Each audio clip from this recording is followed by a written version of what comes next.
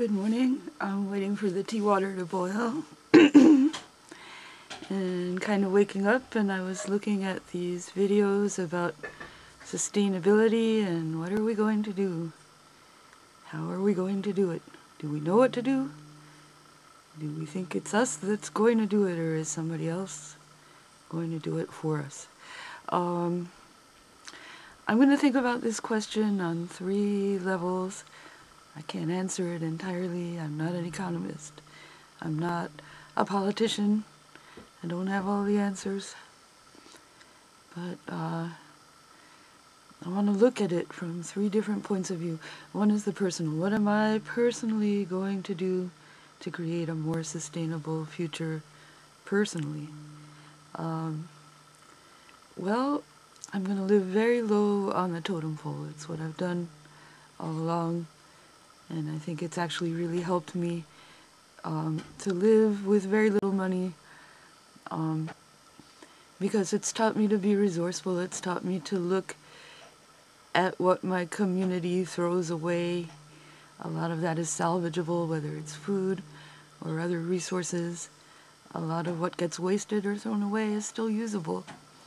And those of us who are low on the money totem pole know all about accessing the still usable stuff. So step 1 on a personal level is to be more aware of not throwing things away, of salvaging what is good, of keeping what is good, of fixing what's a little bit broken so that it works again instead of just replacing with new. Staying out of stores mainly, only making purchases when absolutely necessary, say for food or to pay to be allowed to stay in a place or keep the heat on or whatever. That's short term though, just kind of doing what I've been doing is one of the things I'm going to do, which is living low on the totem pole. But what I'd like to be doing in future, not too far in the future, is developing some of my sustainability skills. For example, I want to learn how to run a car on clean fuel. I know that there's clean fuel out there. There's all the grease produced by all the restaurants that use cooking grease. All of that could be recycled into fuel tanks. So I want to learn more about that and about how, when I do eventually have a vehicle, how I can make it a vehicle that runs on clean and renewable fuel like grease. So that's one thing I can do personally. Hi, Norm. You want to weigh in on this? What are we going to do to make a sustainable future? You want to sit down? Well, if it's not sustainable, you can have the seat. If it's not sustainable, it's not survivable. It's got to be sustainable in order to survive. And well, like Z said about stopping the loggers, we have to stop the destructive practices, and that's where it stands of convincing people. We've got to reach that critical mass of understanding where enough people realize it's wrong to keep on doing it that way.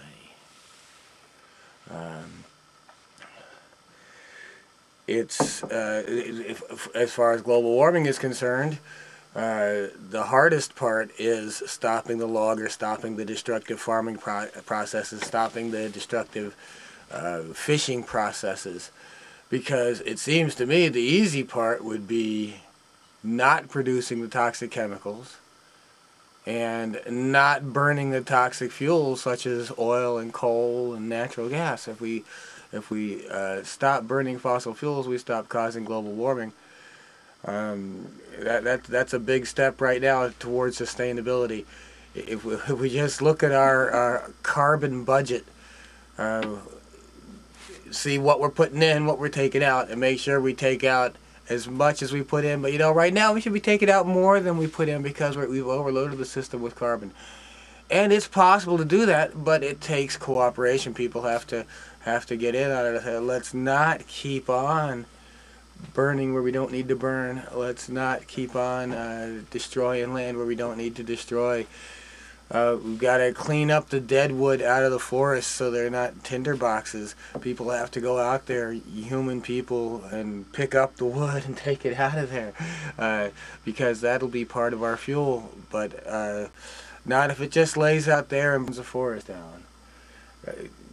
Damming the rivers in Florida, they've dammed up all the rivers, even though they're little tiny rivers that don't hardly flow at all. But that flow was important to the water economy of the area, and so now that the swamps are drained and the rivers are dammed up, it's becoming a desert. And of course, what Florida is famous for is not being a desert, but since they don't have rainy season anymore, that's what's coming on.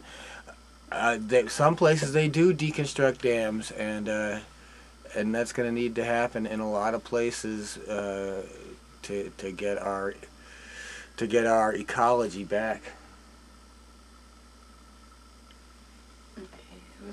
I was gonna finish your tea, but I wasn't sure if you had sugar in it or not. It's got sugar in it, but it needs milk. But I'm gonna get the. Okay, I'll let you go, and I've got a little bit more to say.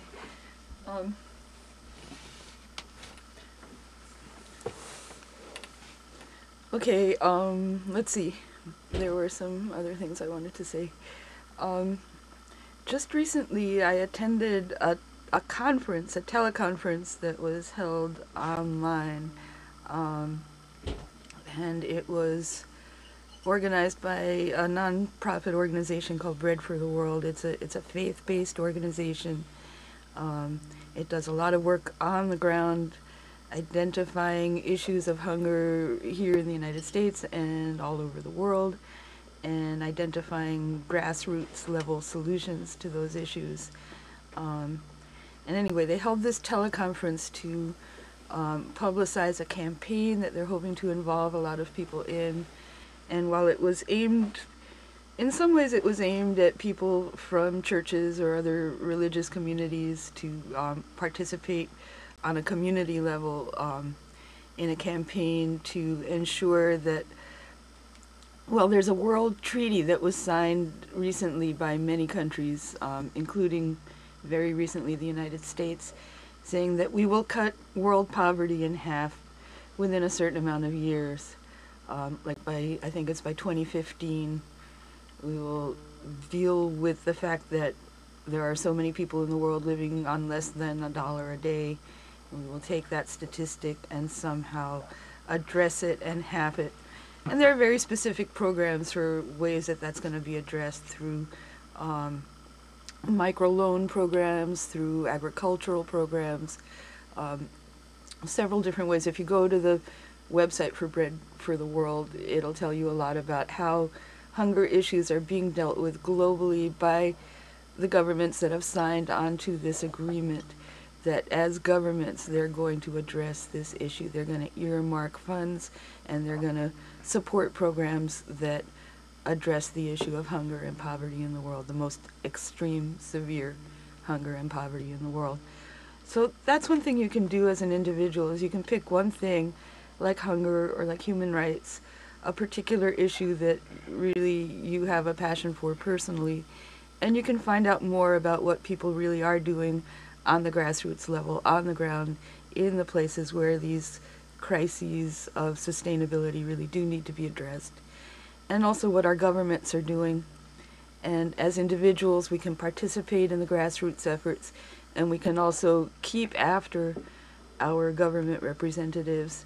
If they said we signed this treaty and we're committed to eradicating poverty or halving poverty by a certain amount of time, then we have to hold them to that and make sure that the funds get earmarked to the right programs, that we're informed enough about the issue that we can really tell our representatives, look, this is specifically what we want you to do, and they're in a position to legislate and do it. So I think I'm going to stop here because I don't know how many minutes we've got, but that's our 2 cents as we wake up and drink our tea this morning.